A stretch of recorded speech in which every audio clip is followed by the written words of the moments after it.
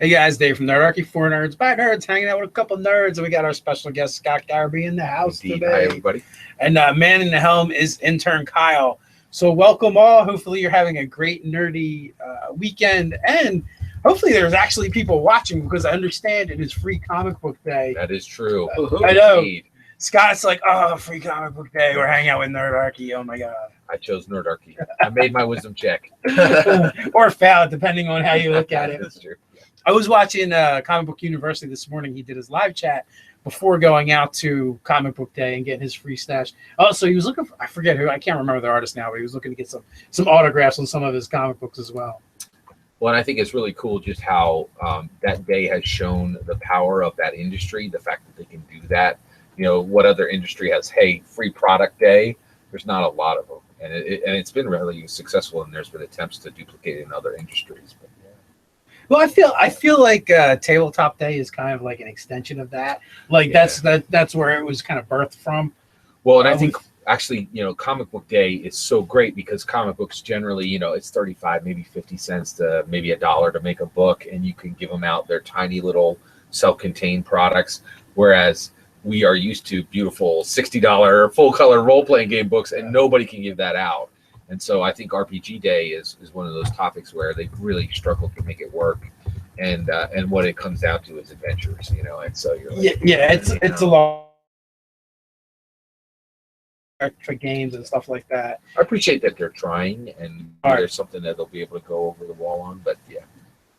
Definitely. So first off, I want to kick this off. We have a couple things to go over, and one is thanks to the patrons, guys. We really appreciate you. The rewards should be going out Monday, is what Ted said. Ted, he's not here right now. He's at Steampunk. If you happen to be in Edison, New Jersey, you want to go check out Steampunk, go find Ted, tackle him, and he has a special gift for you if you do find him and tackle him. I'm pretty sure you have to tackle him to get it though. But before he left, he did pin a list of things we have to go over and stuff to my jacket, like a little kid with his mittens. And so we do have to announce our game winner for our monthly giveaway, and that was Aaron Reno. I don't know if Aaron Reno is in the chat or not. We'll be sending you an email to get your information, and we don't know if you want us to open this up and deface it for you. I don't even know if there's a good spot for us to sign it or not, but if you would like us to attempt to, we shall. Yes, Rum and Bones from Cool Mini or Not. Yeah, we're so excited to actually have a winner in the United States for a change. Absolutely. Our last 3 have all been international. Like, oh God, you're hurting my wallet so bad. This is a pretty heavy game. Yeah, super high quality, great art. Yeah. But it's cool. Hey, we made a deal. We stick to it. So sometimes shipping's like $60. But this one's gonna be nice. It's gonna feel good going to the United States. Yeah, like a soothing balm. So I also, again, thanks patrons. We really do appreciate you guys. You guys really help, especially now more than ever, because our YouTube revenue is taking about a 20% hit. So that's brutal, and it still like fluctuates. So we're like, have we seen the bottom? We have no idea. Not a good thing, since we had our best 3 weeks from YouTube advertising. Right after I had given my boss notice, said I'm not coming back or don't call me back, and then things were going really well, and then the bottom fell out. So that's going on. So we do super appreciate you guys. It's even just $1 a month is a big help. And we do cool things like enter you in our giveaway for free, as well as Nate is over there working with some of the staff writers to produce cool content as rewards. Like I said, they're going out Monday, according to Nerdarchy's Ted. So also, thank everyone this past week that showed up and watched our live chats, and for the people that come on. It's really awesome. I'm getting to meet all these people in the industry, hang out, make new friends. And that hour goes by so fast. Yeah, like a blink. Yeah, really fast. So that's been super cool. Who did we have this past week? I believe we had we were supposed to have Satine, but she got food poisoning, failed her con save. Ruttenberg. Yeah, Rudy Ruttenberg filled in for a last minute. What a superhero. Hal was in there. Yeah, we had Hal Greenberg. Yeah. We had I believe it's Todd from Dungeon Life. Yeah. Until I actually got him on, I didn't actually know his name. I had to do a little research because I contacted him through his Facebook page, and that was really cool. There's a little bit of mystery around that one too, because other content creators are like, who is this Dungeon Life guy? Because one, he was getting access to Matt Mercer Wizards of the Coast, and he's doing these professional level video productions. Yeah. And they're like, is this guy like secretly part of Watson? It's like the commercial for them or what? But it turns out, no, he's actually just been a journalist for the past 20 years and is kind of good at his job. So he knows how to get access to things. Yeah, absolutely. So that was really cool to learn. It really is amazing just how you can see the tabletop role-playing game industry. It's one of those things where it doesn't have huge numbers, but its influence is far greater than the number of people who are interacting with it. And I think one of the reasons why is the people who interact with tabletop role-playing games are more likely to be mavens and tastemakers than almost any other hobby. And also, I think it's a strange direct channel to Hollywood and television writing right now. I think just a ton of Hollywood and television writers are all over D&D right now, personally, which is kind of interesting. Well, it's become it's this weird thing where we're not only are we enjoying it as players and GMs now, but now it's like entertainment. Celebrity GMs are a thing. It's crazy. It is getting really wild out there. Yeah. It's you never know what's coming next or where you're going to see D&D popping up. But it really is Dungeons and Dragons. It's really hitting its stride, and it's pretty amazing to see all the things that are happening. So we also on Fridays, instead of doing the live chat, we have a live game going on. All right, Aether Skies, the end of the beginning of the end. So we're into session 2 of that. Session 3 will be next week. Having a lot of fun with that. That was really cool. Ted actually had a character where he discovered sabotage was going on and near the engine, and there's a lot of intrigue and adventure and mystery in that. It's really coming along. Yeah, we got some spaces, some place to keep spinning. I want to make sure you maintain that feel of steampunk or Arcana punk, as well as the fantasy elements and the eldritch horror threat that's there. Hopefully the players feel the tension there and are afraid for what could happen in that world. And and this past episode, I tried to introduce more of the spy and espionage elements of the game to the game as well. Well, and one thing that I really am digging about that game is of course I work on Nerdarchy.com and actually do articles. I do the Tuesday slot every week, but you have Ty Johnston from the website, all Nerdarchy staff writers. You have Ty Johnston, Doug Vahovic is in there, Megan is in there. A lot of really strong players. It's really cool. Well, that's kind of a cool thing about, in general, just doing Nerdarchy, but doing these games and stuff, I'm getting to play with different players, which is a lot of fun. Like Nate and Ted and Ryan and all those guys, and even you at this point. I played a ton of games with you guys. A lot of games, true. But now I'm getting to play games with Doug and Sam and Ty. And that's always been Megan. I think that's always been Nerdarchy's goal, is to start playing with the people who are out there watching the videos. And I think that's one of the things that's great, is you guys have been having a lot more success in being able to extend out and include more players, which I think is really exciting. It's hard. There's so many of you guys and so few of us. Indeed. And also, one of the things I want to say is this week's upcoming live chat, I'll throw those guys out there for you. Monday, we got Priscilla Spencer. She does fantasy maps and stuff. And I actually came across her because I was stalking Jim Butcher. Wow. And there's a connection there. And then I started looking at her stuff. I'm like, oh, this is pretty interesting. I want to have her come on and talk about fantasy maps and stuff like that. I want to do a quick call out there. You know what? Go through and then I'll jump in. Sure. That's great. Tuesday, we have Chris from RPG Crate. Wednesday, we have Jim Marino. I'm sorry if I'm butchering your name. And I found him because staff writer Doug was like, hey, check out this article in Geek and Sundry where he references Nerdarchy a couple of times. And oh, that's really cool. I really appreciate that. Maybe I can get him to come on the show. So a Geek and Sundry writer. And then Thursday, this one is a little bit weird because Derek is from a drinking channel, right? Oh yeah. And he had asked me a question on Twitter about our Patron giveaways and how we do them. And one of his fans is apparently one of our fans, and said, said about there's some pitfalls you have to watch out for in there, or you may go to jail. But so he tweeted at me, and I was like, it'd be cool if Derek would come on and talk about themed drink parties for fantasy and sci-fi and fantasy drinks. And he's like, oh, that'd be cool. And he's like, I think I still have first edition books around here. I used to play first and second edition. So the core of fifth edition, Dungeons and Dragons fifth edition, is interaction, exploration, and combat. And I think you're going to be doing your exploration part there. Absolutely. And some interaction. Yeah. Yeah, absolutely. We can do battle with drinks then. Drink off. And then, of course, Friday will be session 3. And what were you going to say? Oh, so you were talking about Jim Butcher, and I'm a huge fan of Fate Accelerated. I think it's one of the best games out there. Fred Hicks did that game, and they have recently released a Dresden Files Fate Accelerated game. And actually, I've been it's on my list to get, and one of the reasons why is it's actually a revision of the Fate Accelerated rules, and I think which is really neat. And there are a lot of players like me who are who might not be running a Dresden File game, but wants the newest, latest, freshest, revised version of Fate Accelerated. And so that game just recently came out. There's another YouTuber that I watched that brought it to light, really, really solid. And it's out there. And I actually have not heard a lot of people. Which YouTuber?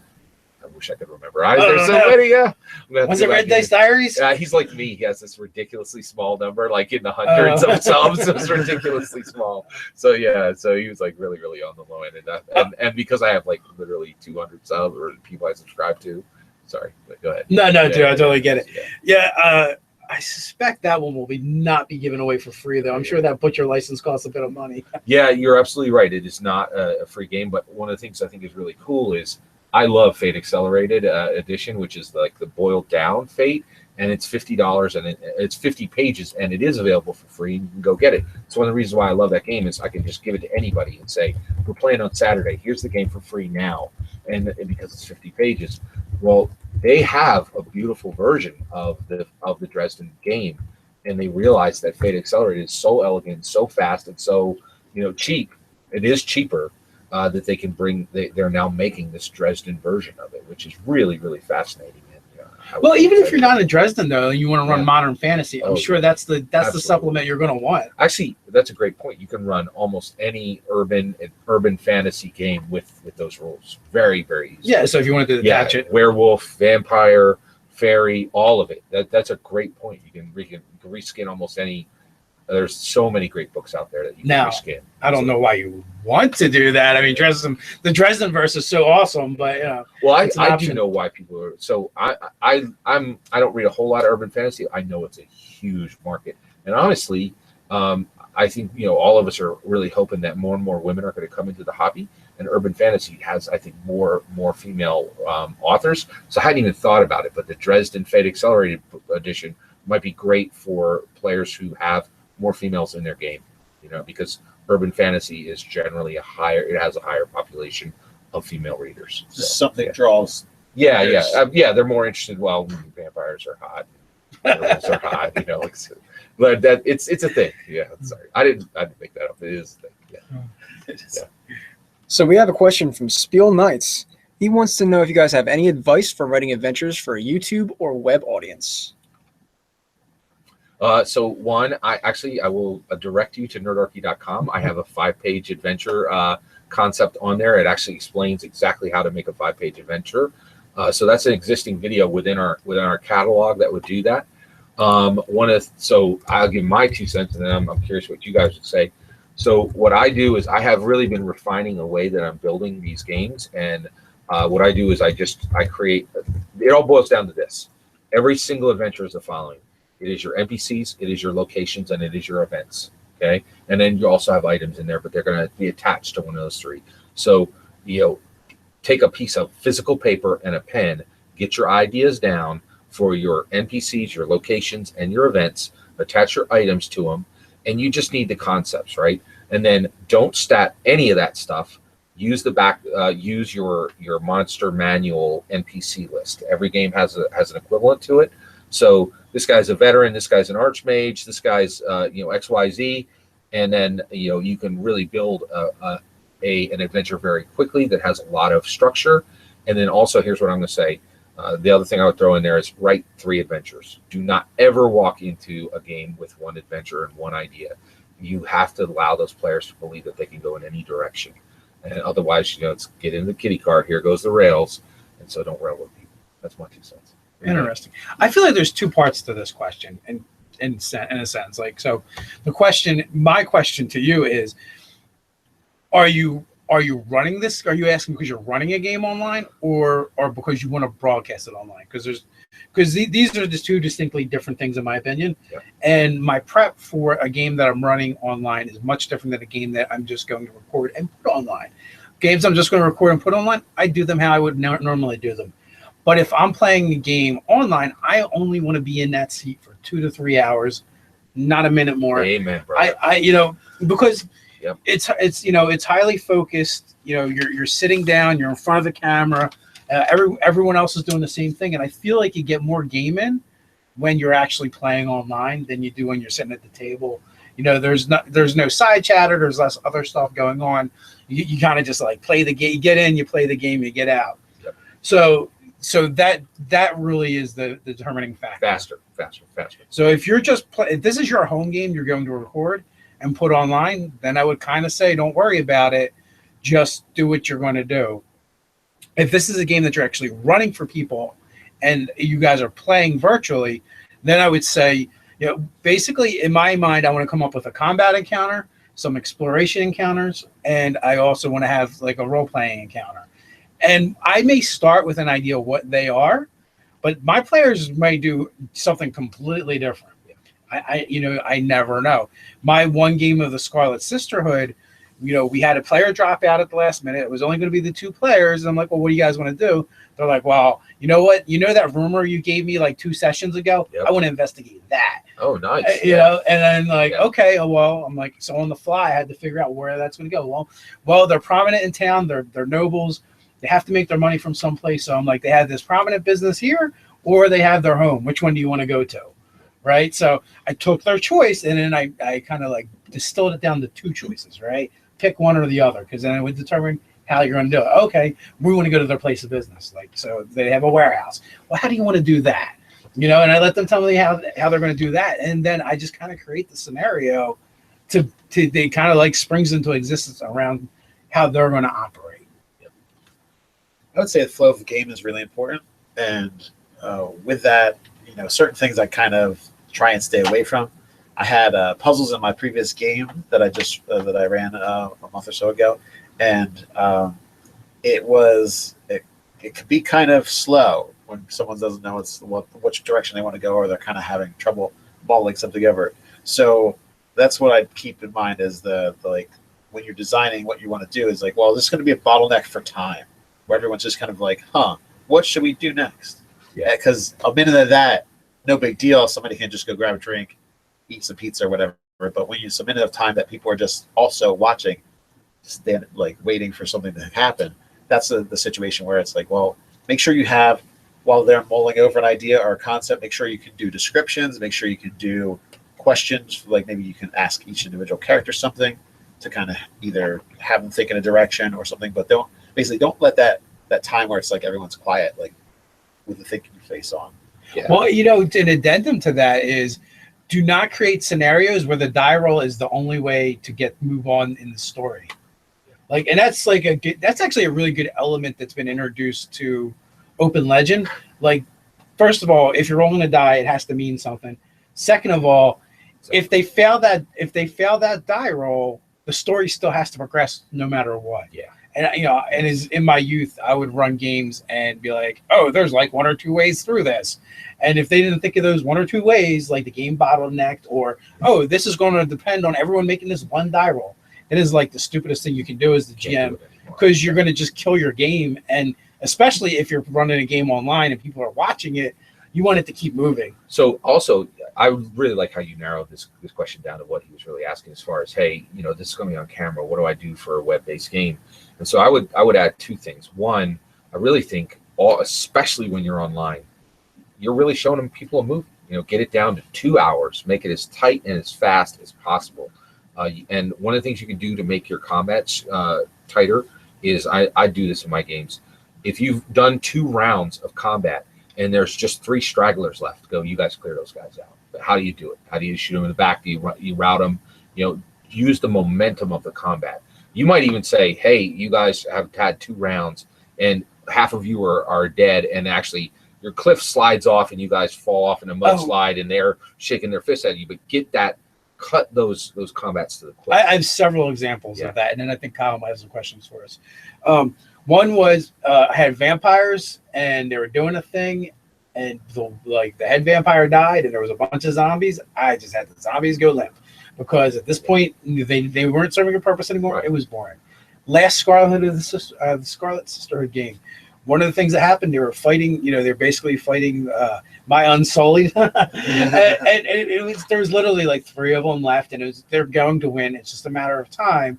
I was like, you know what? These guys all take their daggers and plunge them through their own eyes because we don't need to just roll this out for the next 3 rounds. I have one last thing. I know we're trying to move on, but I want to encourage people.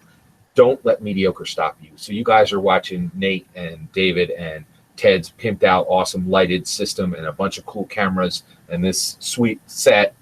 You're not going to have that. Your game's going to be mediocre and start. Don't let that stop you. Go forward. Don't let mediocre stop you. Yeah. So we have a question from TFAegis/57. Hard to get that one out.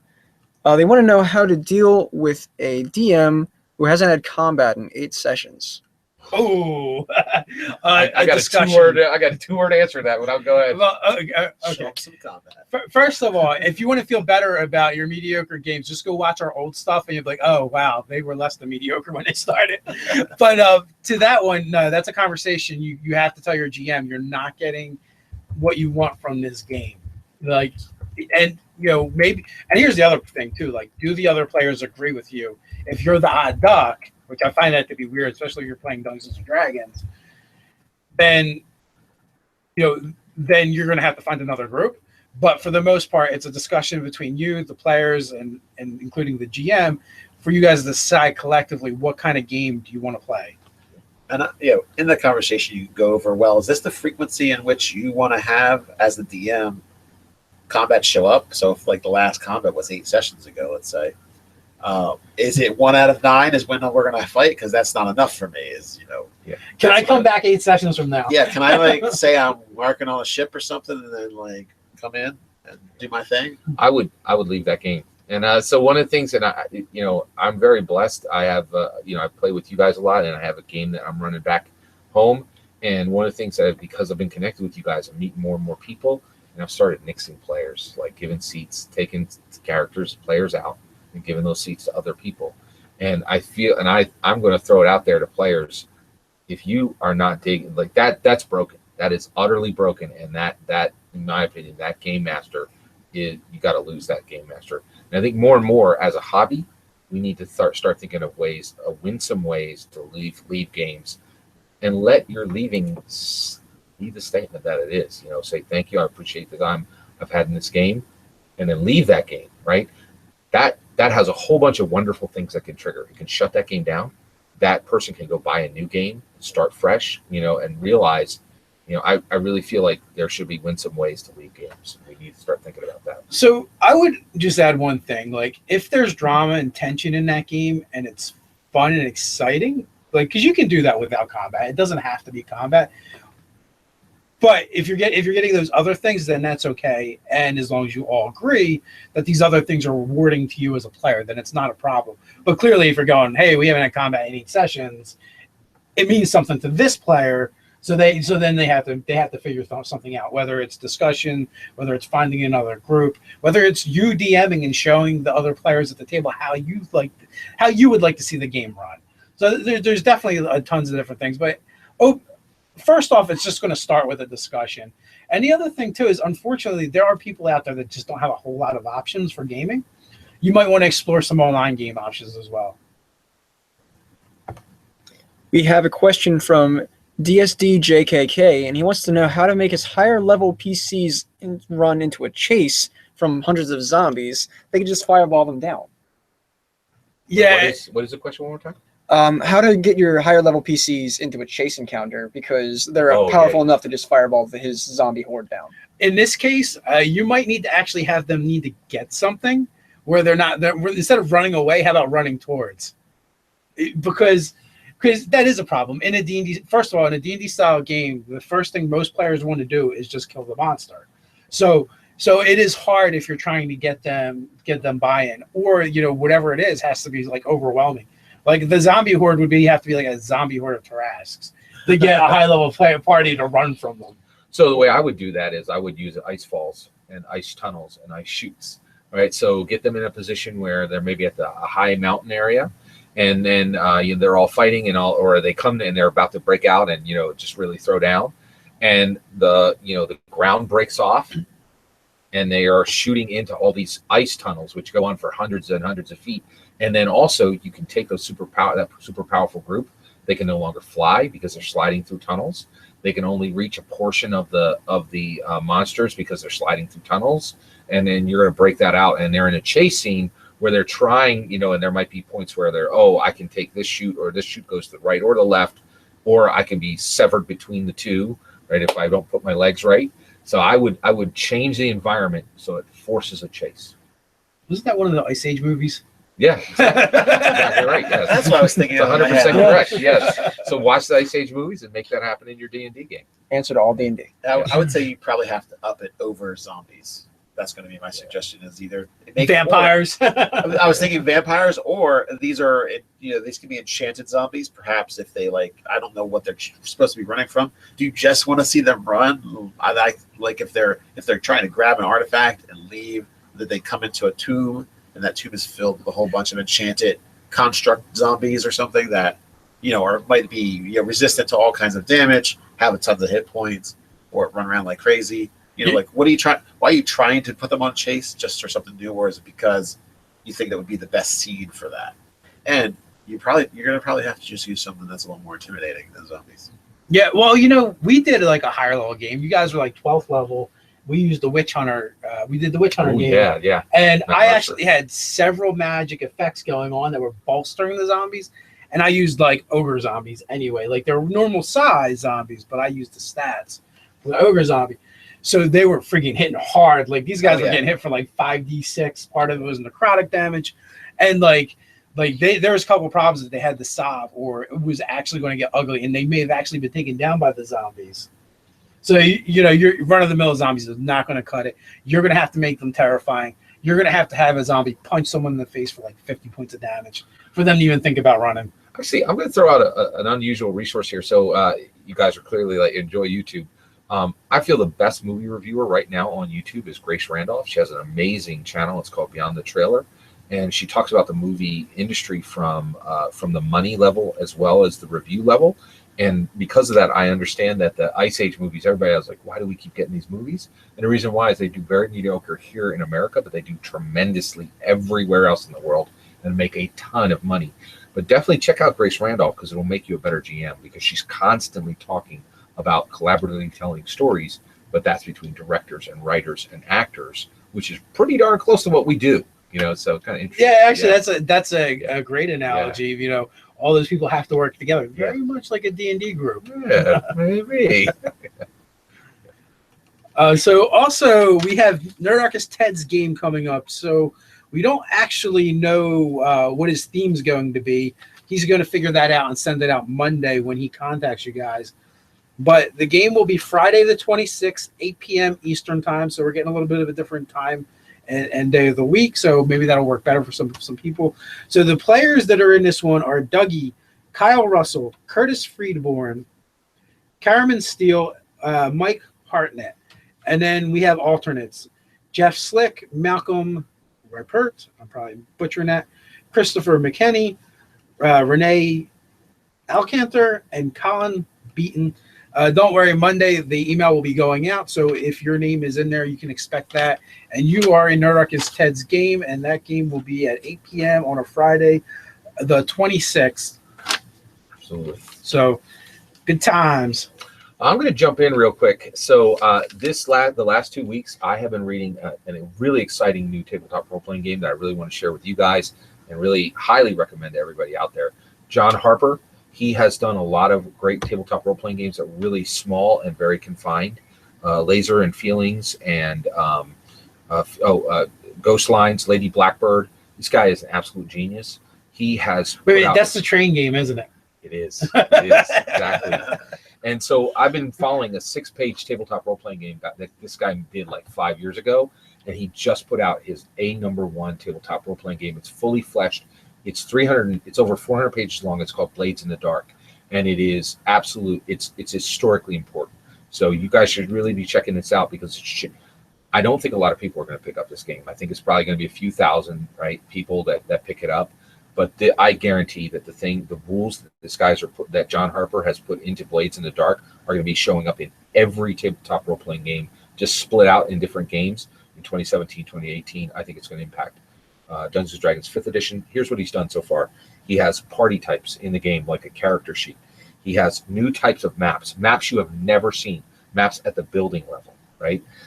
He has planning in action. So you don't plan before you go into a fight. You're dropped directly into the fight and you tell him what you planned, right? And he's got mechanics for it. And then the thing he's done that is beautiful is so setting specific. The rules are setting specific, so setting specific that like you look at it and you're saying, this is how you create rules that are matched perfectly to the setting. People have talked about it for a long time, and John Harper has beautifully illustrated it. If you care about tabletop role-playing games at the industry level, you have to get this game. It's gorgeous. It's amazing. Blades in the Dark. Blades in the Dark. So what is the theme? What is the... So it is. It takes place in Duskfall, and Duskfall is a city surrounded by a wasteland. It is steampunk crime. The whole game is Victorian steampunk crime. And get this, you play a criminal group, and your group are assassins, or your group are smugglers, or your group are occultists. It is so good. I have not seen a game like this and get this. Guess who brought it forward? Fred Hicks from Evil Hat Games, from Fate Accelerated. It's completely new rule system, and I mean it is mind-blowingly good, right? It's from 1.7 and Evil Hat, and it is the bomb. Like this is like a comet has hit the industry, and most people don't know it, but you are going to be seeing radiations of rules from this game in everything you play for the next 5 years. This thing is amazing. So I feel like you just described Shadowrun to me, minus minus the exactly cyber. Right. It really is. It's very much like Shadowrun with the most elegant rule system ever designed. Are you trying to tell me Shadowrun has never had an elegant yeah, exactly. rule set? Exactly. Yeah, it's really gorgeous. And the other thing that he's done is so one of the things is that happens in there is when you die, your body, a spirit comes out of your body and it immediately corrupts. So when someone dies, their body has to be destroyed immediately. But there are all these people who love these people, and they're like, well, maybe we can let that spirit go out into the wasteland and we'll keep it outside the city, which is walled, right? And you just said undead, right? So there's undead in it now as well. Yeah, and there's spirit oil, and like there's the spirit world, and there. I might drink some spirit oil tonight. Exactly. There's transitions from being a ghost to being a hull, which is and he has like this. So you have a spirit, which is like the spirit removed from body. Then you have a body with nothing in it, no spirit. Like it's just kind of a void plate. It can stand and it walks, but it doesn't have anything. And then you have a soul, which is a regular person with all the parts. And then you can break that down. And then there's an entire criminal structure around this where it's all sold and manipulated. And oh my gosh, it's like Lies of Locke mixed with Mary Poppins, and like it's mind blowing, and like it's so exciting. If you just want to like, it's inspirational. It is a work of art from a game design perspective. I must say, Professor Bill from Comic Book University, and I can just sit there and watch you guys talk about your passions for hours because you guys just get so into it. I just love watching the facial expressions and the excitement and the joy. John, and it could be like the worst thing in the world that you're talking about, but just the way you guys experience it is like amazing. Well, the other thing is like for us, Michael Jordan I think he has 6 championship rings, right? John Harper is Michael Jordan when Michael Jordan's just coming out of college. Like this guy. He's got his own game. This dude is like, he is a huge mind in the field. Because the way you're talking about it, I'm going to go after him now. I'm going to try and get him on. Yeah, indeed. So if he stinks, it's your fault. He's absolutely the best, and it's really a fantastic game. Yeah. No, I'll definitely check it out. Definitely always interested. We got a question from James Carden. He's asked mostly everybody here what archetype they would like to see introduced into 5e if you didn't have to do the work. But Scott was not around for that. He wants to know Scott's opinion. He always asks that, yeah. Give me, what does he mean by archetypes? Like a subclass. Battle Master, Oh, yeah. you know, Kensei Monk. Whatever. That's interesting. That hasn't already been. Something that could be put in the game that you want to see if you don't have to do any work to make it happen. Oh, well, I guess I know this sounds. Oh, I know it. I want to see a banker. Oh my God!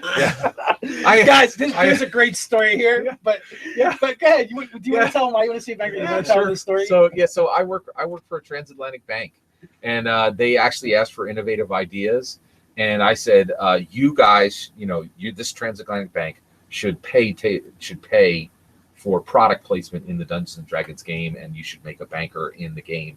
And I thought it was a great idea. Everybody laughed at me, which is fine because, but it was okay because, when you're innovative, you're supposed to throw out some big ideas. But I would love the idea of a guy who like goes out and he's like, hey, I saw that you brought out, bags of all that gold and those gems. You don't want to carry that all the way back. Give it to me. I'll keep it at XYZ vault. And so the mobile banker, I think, would be a great idea to have an archetype. I'm kind of thinking about like the bankers from Bravos and Game of Thrones as well. Yeah, when those guys show up. Oh man, yeah, and they're like hardcore. Yeah. Well, yeah, they're like, we're about to spend a lot of money to fuck you guys up for not paying. Exactly. And another one, Joe Abercrombie. He's a fantastic author out there. If you love, well, clearly you like fantasy. Joe Abercrombie wrote The First Law. You guys aren't huge Joe Abercrombie? No. I was being facetious about fantasy in general. But yeah. So Joe Abercrombie's a great author out there, and he has these crazy dangerous bankers. And he's like, people are like, bankers? A banker's upset with me? It's like worse than a dragon. You're like, yeah. It's funny. It's good. Yeah, good content. Yeah. We have a question from Hat Van Moves. Hey, you guys, one of my players was turned into a werewolf. In the setting, these are not well regarded. Now he tries to tame the beast within him. How would you handle something like this? It's exciting. It's a really cool option. Just roll with it. See what happens. Like, essentially, depending what he does and when and where he turns into a werewolf determines how I handle this. Yeah, if it's not well received in general by the populace, then it's something that you want to keep secret at pretty much any means necessary. So right now in Dungeons and Dragons 5th edition, there actually is no mechanic for a player being a werewolf. Am I right about that? Well, there's stats, and it's like if a player becomes X, this is what you get. It's really weak in some ways. It's like, oh, look, you're a werewolf. That means you have an 18 strength. Well, I had a 19 before. Well, but so it's very specific. It's not like the way templates were in the past. So one, I think this is awesome. And what I would do is I would drop the regular template on it of you're going to change when the full moon comes, and that's going to happen every 30 days. So you have a great session coming up. And what that's going to be is you're going to go right into the next session, and all your players are going to know he's going to turn, and you're going to do exactly what those people do. So you're going to go deep into the force, you're going to chain up, and the player characters are going to be like, okay, hey, we know you're going to turn into a werewolf. We're going to chain you to this tree. We're going to be over here. We'll pick you up and we're going to stay right with you through the night. And then while their guy is chained to a tree and they're 2 miles away from a village where he's going to kill everybody, of course they're going to be killed. They're going to be caught up by one of their opponents. And the opponents are going to come in. Or werewolves trying to free that werewolf. Or right, exactly. And so they'll be attacked. And so they need to do two things. They need to fight off their attackers. They need to protect their werewolf friend. Or do they free their werewolf friend? And then when they free their werewolf friend and he helps them fight off the attackers, can they stop him from going into the village where he is clearly going to kill somebody important? That's going to be a great session, man. He's totally going to kill somebody. Do it up. Yeah. So there you go. There's the Scott Garibay method. Scott Garibay solution. There you go. Kill somebody really important. If things go awry. I have a question for intern Kyle. Were you ever a Boy Scout? I was not.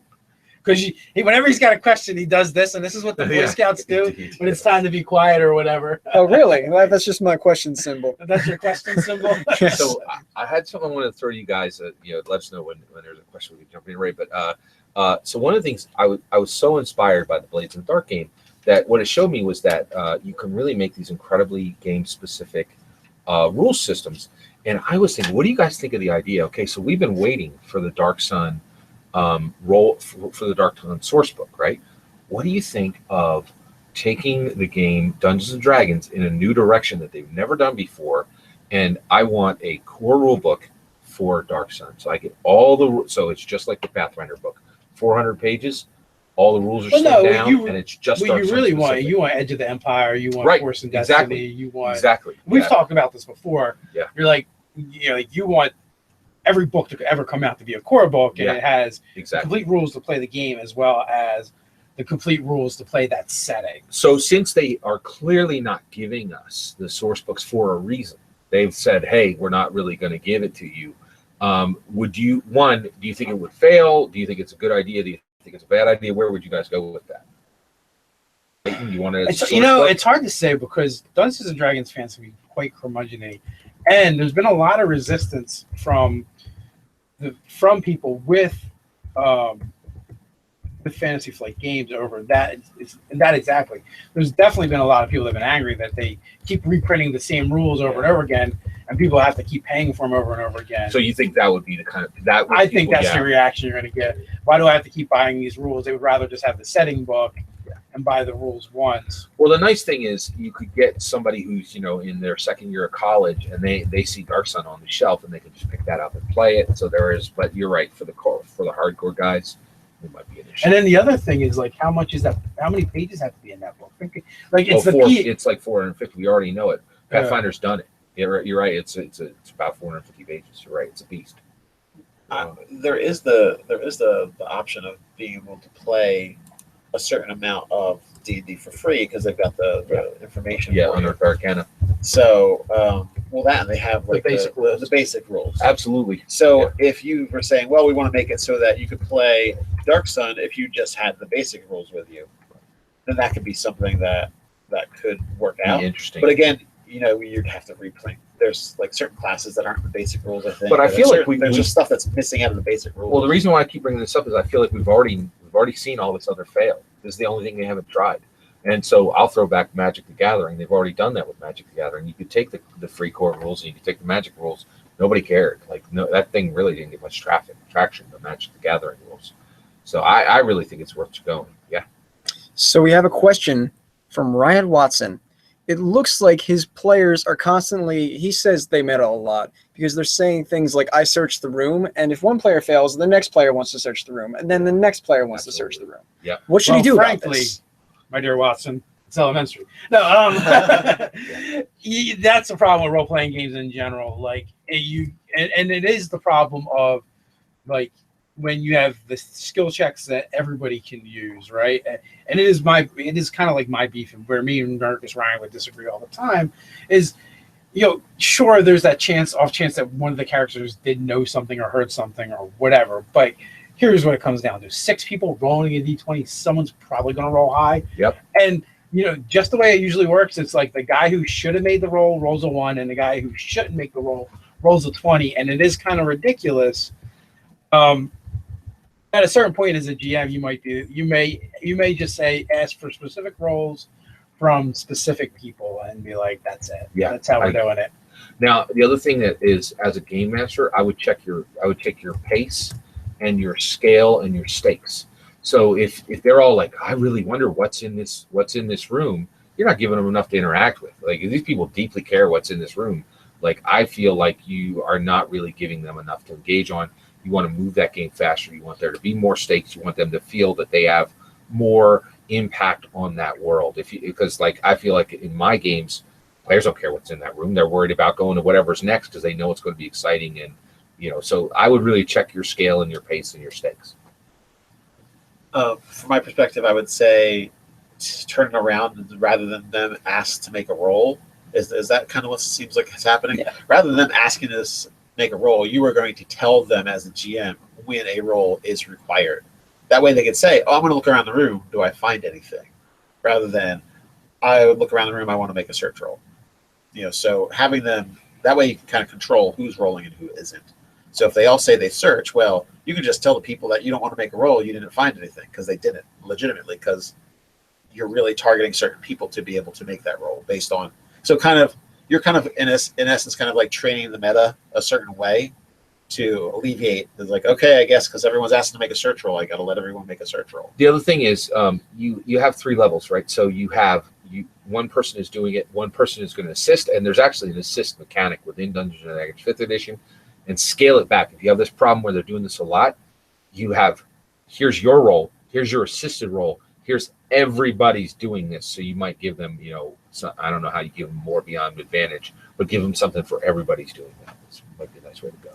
It also boils down to it in design as well, which, all right, so this is probably going to be unpopular, but if you choose to treat your games more like as if they were a book or a movie and less like the real world, you get rid of some of that stuff, because Absolutely.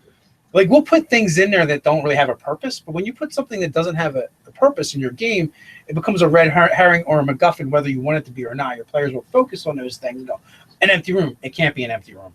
But sometimes it's just an empty room. So if you don't want to have empty room syndrome, don't use empty rooms. Yeah. If you don't want them all to search for something that's not there, or something or even something that's important, like you have to like train them when to look for those things and put it in at key points. So it really comes down to what kind of game you want to play, how you want to play it. If it's bothering you that they all want to make the roll because they're metagaming, you could say, and like Scott said, you could create your own mechanic that is just group rolls. Oh, you're all searching? Yeah. Okay, so this is advantage with the best person's perception or whatever you Actually, want to do. The mechanic I would use is I would just give them, hey, here's your assisted roll, and then because you all aided, you all get a little bit of XP. Yeah. Going along with the empty room syndrome, if you put something in the room, it can be something that can kind of distinguish who would look and who wouldn't. For example, when I'm playing my noble character, I will not look through a corner filled with refuse and bones and like animal leavings. Yeah. But the druid that turns into a mouse and eats whatever he eats when he's a mouse, he might decide that there's no problem. He's going to look through it because that's just his style of character. So it's making a character distinguishment in which I can role play by not searching or not doing activity, and someone else out of the group will be role playing by choosing to do that activity. That's a fascinating idea of how a room gets searched by the different types of players. I never thought about that. That's Well, the only problem with that, and this is his players are metagaming, and they're not really worried about the role play as much. So everyone's grabbing D20s to throw them at them. Well, first, don't let them. Don't just let everybody call them for rolls Choose first, mouse and then you can kind of get into the nuance of who's rolling for what reasons. Yeah, and inspire them to become the kind of gamers where they're more engaged in the story, and you're trying to build those players up. Right, and maybe as you're playing, make notes what triggers this behavior. Yeah. So go, all right, well, I don't want to do that anymore because I know I have to deal with 50 die rolls I do. And you brought up a great point. I realized this would never happen in my game because I would have been like, so when you get done killing that Minotaur, you pass through 3 empty rooms, and then you come into a new room, and there's a gleaming statue there. Like I would never even have said, what do you do in this empty room? Like you control that. Remember, you control what's being focused on. Make a mental note. Next time, search those 3 empty rooms Scott mentioned. Before the cool thing. Now they're terrace. Exactly. Yeah, that's a great point. Yeah. But no, exactly. That makes a lot of sense, and because one of the problems that always comes up is the players are experiencing the world through the GM, not as the characters themselves. So really, I feel like you're justified as the GM to go, hey, narratively, just you pass through 3 empty rooms, move on. Here's this thing, boom. Like you're basically going, there's nothing going on there, but at the same time, you probably will every once in a while get the player. I want to go back to those empty rooms. Like, goddamn, I just told you there's nothing in there. Golden statue. So I'm going to take 1 minute. I'm going to talk a little bit about something that came up on nerdarchy.com last week. So on nerdarchy.com, on the website, you can find a brand new Dungeons & Dragons 5th edition race called Vessel, which I wrote this week. I'm going to present it to you guys, and you can tear it apart, or let me know if you think they should try it. So what it is if you have a player out there who constantly wants to play Unearthed Arcana builds, and has 5 character sheets in their binder, this was specifically built to allow players to play new player characters very, very frequently. So the idea is there are these 2 deities, Jika and Ucan, and unlike every other deity, they're not bound to one plane. They see every plane from every vantage point at every moment. And so they're viewing all these adventurers, and the one says to the other, these are really awesome adventurers. And then the other one says, yes, they're wonderful. I wonder why all these other deities make them die after 100, 300, or 700 years. And so Jika and Ucan say, we should make these adventurers shine on in a different form. So they create this race called Vessel, which is living glass, and then they put a free transform upon them. When a free transform happens, which happens once a session, or at minimum has to happen every 4th session, you bring in a new character sheet, and that is Jika Inukan applying a new free transform to you. So it's specifically designed to take that problem player and give them an in-story reason to play a new character sheet every week. So if you're the kind of player that gets attached to your characters, do not play this race. That's exactly right, because you're limited. You can't go more than 4 sessions. But if you have this player in your game, think about it. Take a look at it and see if it's worth giving it a try. Now, as far as sessions, there's like wiggle room for that, so you could say a certain amount of days pass, or every full moon, or the turning of the season, or something. You can stick it on something based on the pace of your game. Maybe attach it to an in-game time. Yeah, I understand. Or a game occurrence. Yeah, absolutely. Different triggers, you could use different triggers for. Yeah. Now, you're about to fight Tiamat, and all of a sudden you get the new guy. So it's definitely it's very different. I don't think you're going to see a lot of builds like it. I haven't read it yet. I only saw the name of it and the short blurb, and I was like, ooh, I want to play that. Yeah, just because it sounds like really well. And one of the reasons why I built it is I've actually seen it was a comment on one of the live ones where somebody said, hey, my player keeps trying to bring in these new characters and he won't stick with what he's playing now. And I'm like, that person is being viewed as a problem player, but the reality is we don't have a game mechanic for rewarding people who want to make 15 different characters, and now there's an option for doing that out there. Be a quick way to play test all the Unearthed Arcana. Yeah. And there's an in-game story reason, I think that's what I wanted to do. Is I wanted to give a story reason to turn these players from problem players to valued players, and I think it's kind of exciting. So yeah, check it out. Now, can the people come back after so let's say you cycle through this adventure? You cannot. So it's like one way. So it is a limitation. It's a last huzzah to these. In fact, not only you have to meet 4 criteria to play a character to use a character sheet. You have to create it.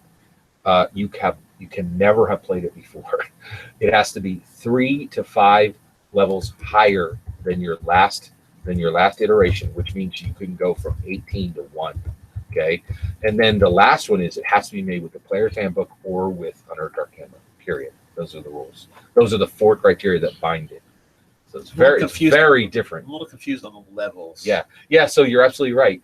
Races, they all of their mechanics they're essentially copies of adventures that are in the past, present, or future, right?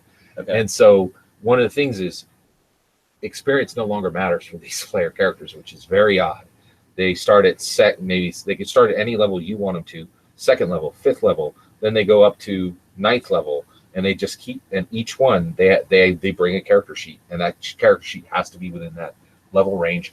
And then you're exactly right. You can have 15th level player characters playing with this vessel who's 2nd level, which means that there's going to be at least one session where they're incredibly vulnerable, and that's what balances it. So it's definitely worth taking a look at. Yeah. So we used to play with this guy called Steve, right? And like if you died in his game, you had to make up a new character, and that character would come back at 1st level. Right. It didn't matter what level the other characters were. Like one time he felt like he was feeling a little punchy and let us start at 2nd level, but he just did half the party wipe. So the very next encounter was some monster he made up called Guardians. Ooh. And they came in with a surprise round. Opening salvo was to drop wall of force, wall of fire, wall of ice, every wall stone right on the party.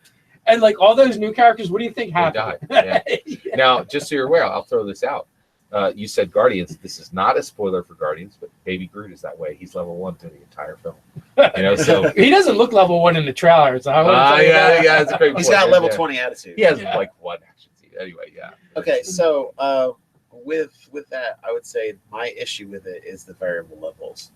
At worst, I'd want to see a variation where you might be like 2 levels under what the range that the group's currently. Yeah, there's got to be you got to be around the range for the group, I think. Yeah, why would those guys do that? They're such dicks. Like they could have said it like, oh, let's set something up so they go to souls or spirits that are appropriate to them.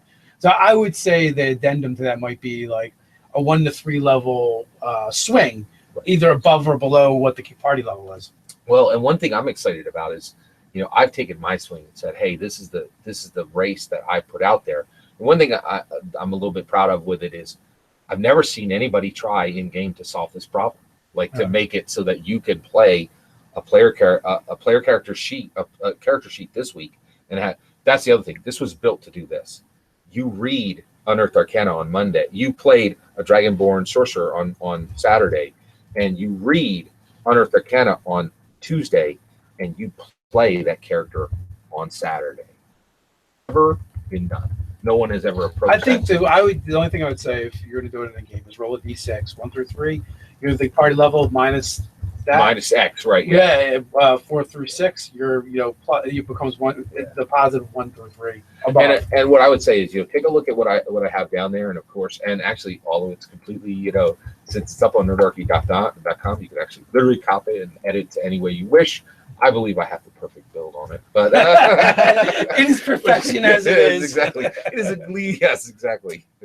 It's pretty interesting. So I think like 15 minutes ago, Kyle gave us the 10-minute mark. We actually still have 5. It's just been going pretty slowly. While I have you guys, James Carden actually has another question. He is going to be running a game. His players decided on almost like a Lost or Gilligan's Island kind of like survival stranded campaign. Any ideas for that? Dibs on Marianne. No. Yeah. It's a great idea. I think it's a really cool idea. So it's characters stranded on an island. Yeah, I have a whole bunch of ideas that are popping out of my head right now. So one, what's on that island? The island has a mystery. Yeah, so I think right off the top of that, what's on the island? How did they get stranded? And where were they going? Yeah. So absolutely. like those 3 questions could play a huge part in where that campaign goes. And then also the twist, right? So one of the things is they're going to be like, there's going to be different ways. One, I think you got to give them a little bit of time to try to get off the island and make some adventure around that. Then there should be a period where they're like, okay, we're here and we have a purpose here and we're staying on the island. And then you should give them hope, right? And say, oh, you're almost off the island and everything's almost set to leave, and then give them a reason to stay again. So I love there's a whole lot of or it literally just run Gilligan's Island and they almost get off the island every session. Yeah. But they never quite do. Well, there was that radioactive carrots episode. But I would try to get them to the point where they're all ready to go, the boat's ready, or whatever they need to leave is ready, and then they choose to stay on that island. I think that would be a great thing. A compelling reason to stay on they're like, we can't go, we have to stay here for XYZ reason. And I think you've succeeded at that game if you have them end with staying to choose where they were stranded. I think that'd be really cool. I feel like you would succeed if you make it that it's a tough decision. Right. Whether they choose or not. But I go, well, could be interesting things. Like they were traveling from X to Y for whatever reason, and an accident happens marooning them on this island, right? So that opens up for a greater intrigue. Yeah. Maybe sometimes outsiders come to the island, actually because they discovered that they weren't actually killed in being marooned, so they come to kill them. Why are they trying to kill them? We can't even get off the island. And you can do a lot of stuff with it. Absolutely. There's another really cool thing that you can do. I love getting players into a position where you're like, you're here and you're seeing this and nobody else has seen this. Here's a big secret. And then they get to decide what to do with that, right? They can keep it, they can expose it, they can tell it to some people.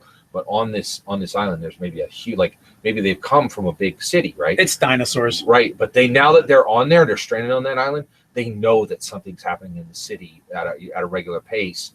And, are they going to expose that and tell other people, or are they going to do something about it?